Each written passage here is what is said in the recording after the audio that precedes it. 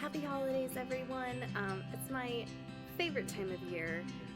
One of my favorites is just the time that I'm off work from teaching, the holidays, and then that time from Christmas to New Year's where it's just all the time just kind of runs together and you're just enjoying being at home, being off of work. So I like to use this time to read as much as I can. And I also like to journal and, reflect. But this year I thought I would do, because there's so many books I want to read or I am reading, and I decided to do a wheel to decide what I will read. And I can't decide yet if I want to do the wheel every hour that I sit down to read, or if I want to do the wheel for the day, or until I finish something. So we'll just kind of see how it goes. Probably depends on what I pick. And if it's something quick, then, next thing, wheel. But some of the books are longer books and ones I really want to read. I also have a ton of books on my Goodreads right now that I'm currently reading. So many.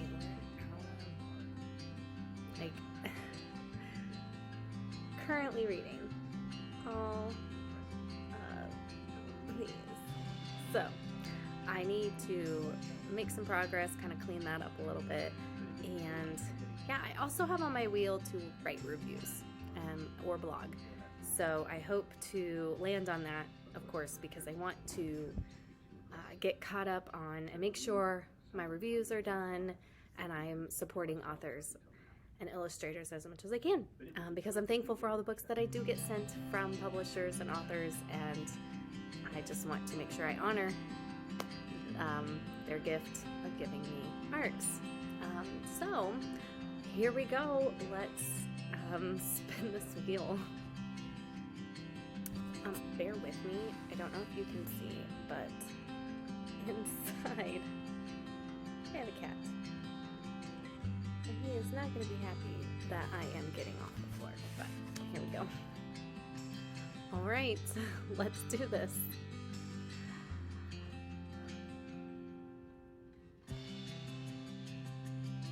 Okay, so I'm going to read Inciting Joy, and I'll go grab that and show you what that is. Hold on. All right, we're back, and I have the book. So this is Inciting Joy by Ross Gay, and he is the author of the Book of Delights. And this was sent to me by Algonquin Books to review, and I was initially just drawn in by the cover and the title. I also wanted to explore books that are either short stories or essays or poetry collections, and so that really stuck out to me, and I'm glad that I picked it up. I am currently on page 52, and so far I'm loving just the voice, and it's just a collection of thoughts and about life, and it's really hard to explain, but just embracing and enjoying life. And so in a time, sometimes the holidays can be tough, or just this time of year, the winter can be down. I'm exhausted usually this time of year, so it's a good choice right now. It really is. And I'll say at the very beginning, this is what the associate publisher wrote. Was finding solace these last few years has been a challenge for most of us. I, for one, desperately needed to hear Ross Gay's assertion in his powerful new essay collection, Inciting Joy, that how we carry each other through our sorrows is what incites joy. And it talks about how caring for his dad as he was dying, about the way gardeners share their bounty, about the necessity of reclaiming our common spaces.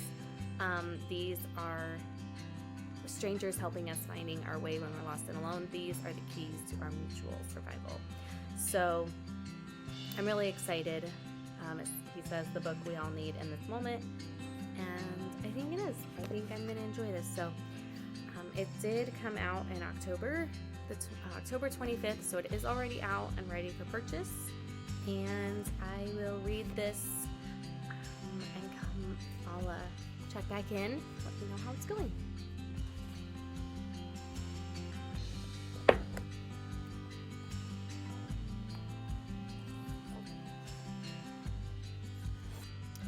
Alright, day 2 of my winter break reading, and I read about 60 more pages of Inciting Joy, and I found 2 chapters that I really like. One was about gardening, and another was about basketball. And I really like, it's hard to describe his writing style, but it just feels very all over the place, but everything is so connected. Like one event leads him to think about another, to another, to another, and then they all come back together, and almost like a stream of consciousness too, which is really fun to read. But I'm gonna take a break and see what the wheel has for me now. Book 2.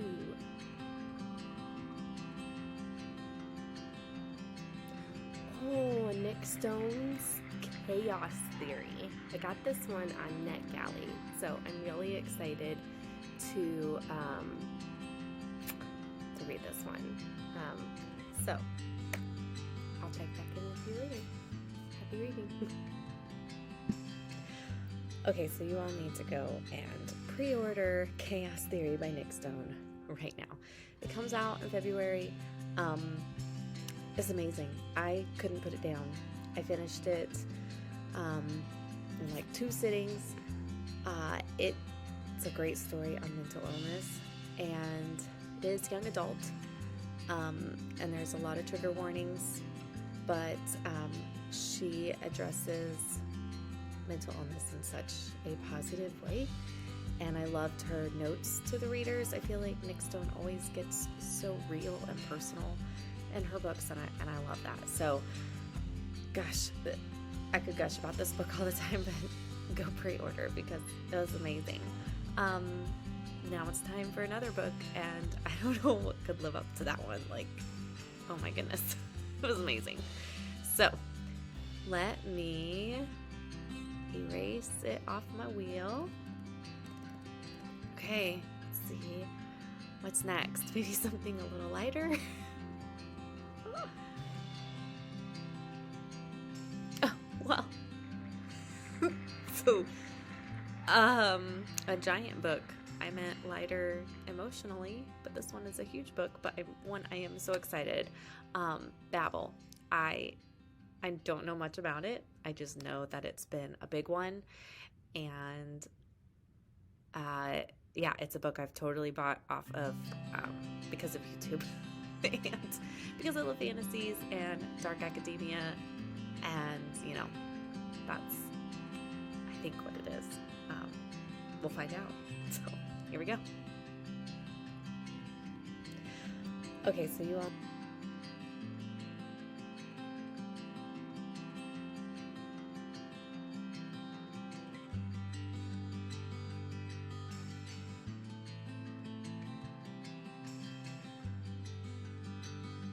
All right, so day 3 was spent a lot on the computer because I felt like playing Stardew and listening to an audiobook. I kind of cheated.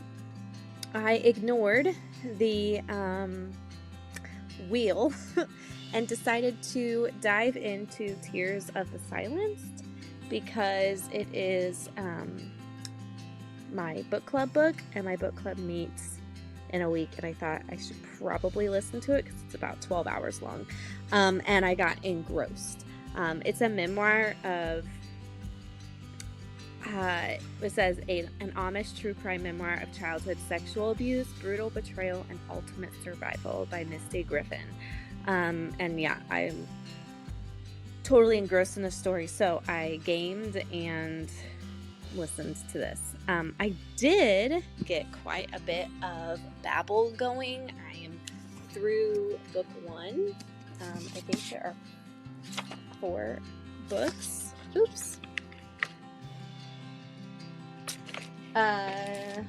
So I'm on page 100, and this book, even though it's gigantic, reads very well. Easily engrossed in, and can just picture it in my mind really well. So I know I'm gonna love this book, and I'm excited where it's gonna go. Like I said, I don't know much about it because that's how I read books. I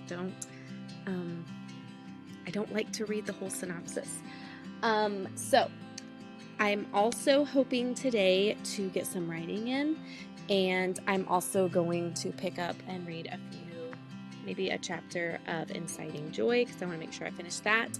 Another book I want to make sure I finish is The Many Fortunes of Maya. I just want to make sure I start the new year with kind of a fresh slate, as fresh as I can.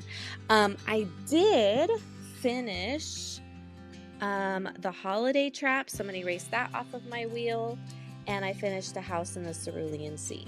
So finished both of those. Great books. Also, like The House in the Cerulean Sea was, I love TJ Klein. Like, he's amazing. So that's it for today. And I'm not going to spin the wheel again because I already told you what I'm going to do. And yeah, so I'll check back in later. So I have a couple of favorite quotes that I've come across in Babel. I'm kind of going to try a new thing this year and tab and mark in the books my favorite parts or just things that stand out to me, because I love when people do that. I think it's cool to think back on your thought or notice what you were thinking and to mark things down. But also, like, if I were to share this book with someone, then, they would see what I noticed. And I wouldn't mind getting a book that had markings in it, but I think it would be kind of cool, especially if it was someone I knew. So anyway, I didn't write in it, but I did mark them. So the one of the quotes that stood out to me, I love the language in this book and just how language is talked about. And anyway, this line says, in classical Chinese, the characters, I'm going to share, referred to disloyal or traitorous intentions. Literally, they translated as two hearts. And Robin found himself in the impossible position of loving that which he betrayed twice. So I liked the two hearts and what that means. And then I also marked down a quote that says, languages aren't just made of words, they're modes of looking at the world. They're the keys to civilization, and that's knowledge worth killing for. I think this is like why I love books and why I feel they're so important, and obviously other people feel the same way. I mean, it's books and knowledge and culture, written learning is all seen as sometimes as dangerous. It's kind of exciting. So I'm currently still in book 2, and I'll keep picking this one up. It's amazing. I'm not going to stop, except for little breaks with other books, but I'm really not going to stop. I can't believe I forgot to tell you. Okay, so last night I had trouble sleeping. I woke up at like midnight, which was like an hour after going to bed, and I finished House in the Cerulean Sea, so I chose Answers in the Pages. Heard a lot about the book, didn't really know what it was about, but knew everyone was loving it, so I flew through this book. I read it, until I finished it. I did not go back to sleep. I actually did not even, it was one of those books that I couldn't go to sleep after reading it because it was so good. And so I picked up Lifeboat 12, which is a historical fiction in verse. So let me tell you, Answers in the Pages is a perfect book. It's a classic but like it's going to be important forever, but it's really timely right now. It is about a book banning based on characters being gay, and well, it's even speculative, not even that that's important, but it was handled in such a way I loved that was very just, it's hard to describe, handled in a very real way, but also just done really well. I loved the mom's journey through this. I loved the 3 storylines and how they were connected. I loved just how the characters changed and how this topic was discussed. It was done in a very mature way.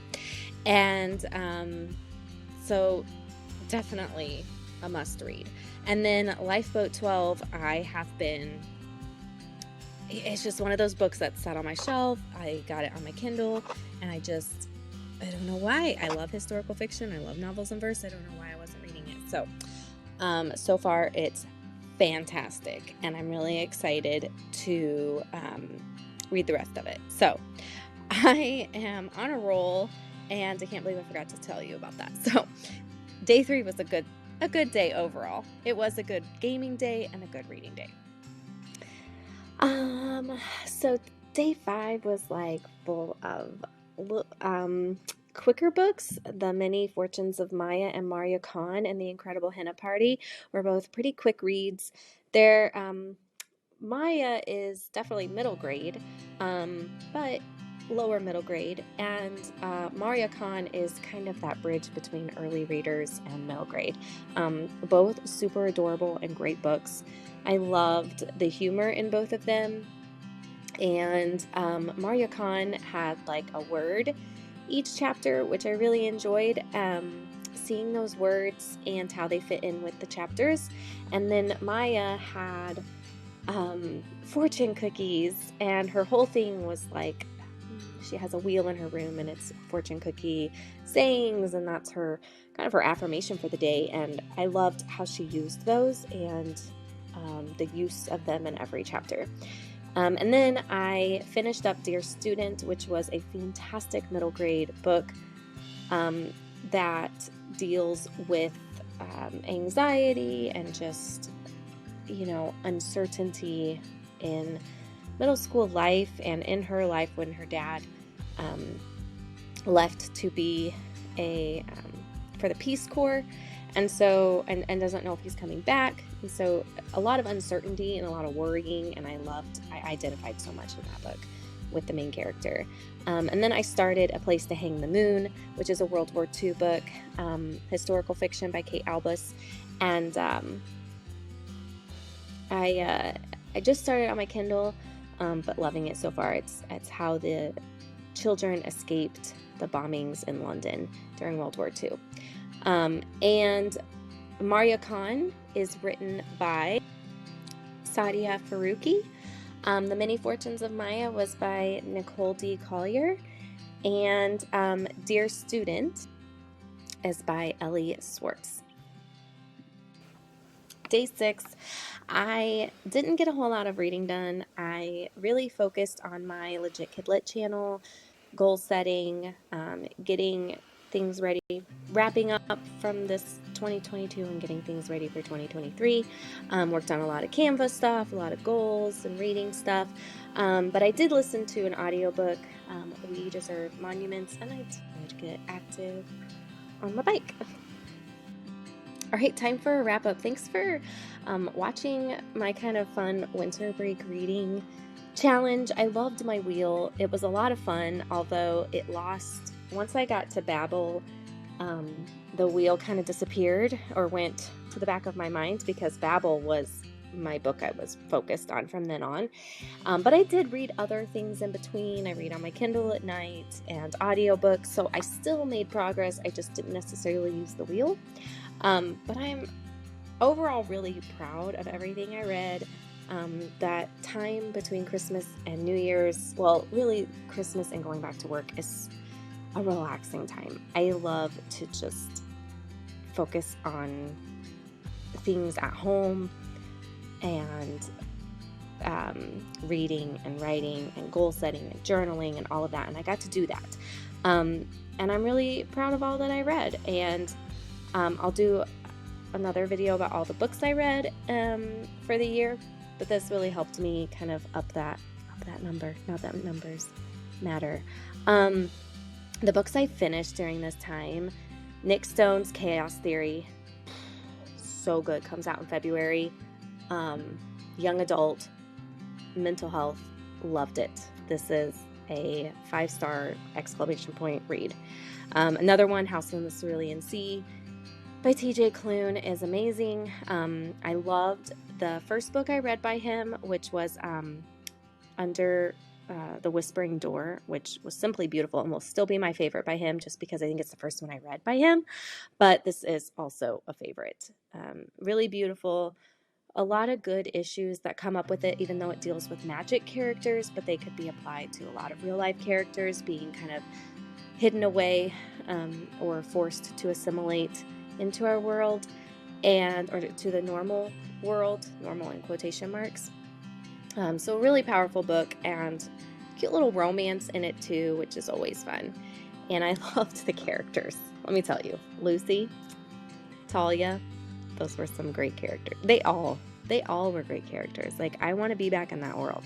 I want to see what happens to them. I hope he writes a sequel.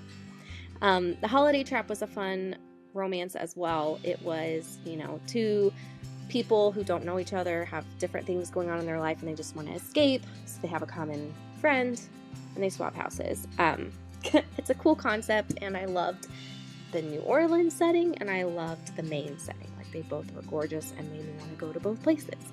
And I loved how it ended. And, they both had moments of, like, you knew there would be trouble and hiccups, and they both had great, ways to get over those, and lots of growth. And I liked the messages of just not pleasing you,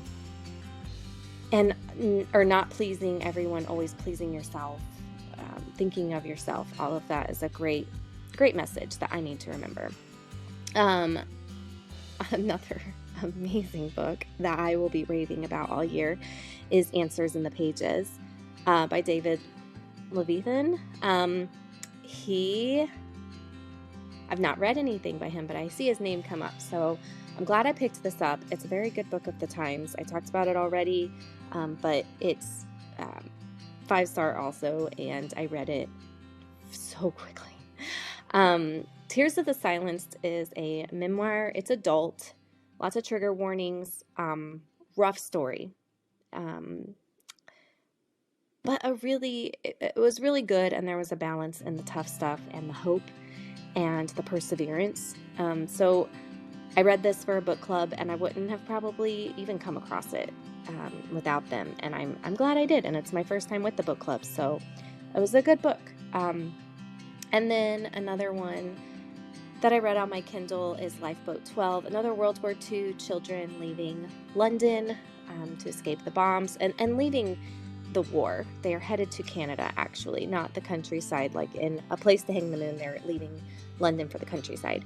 Lifeboat 12, they're escaping to Canada, which is kind of cool, that adventure. I didn't know that kids were sent to Canada or sent to other countries. And, just think about it. If you're 11 or 12 years old, even younger, some of them are younger, just going to a new country and starting a new life without your family, as a way to be safe, but also, it's like a huge adventure.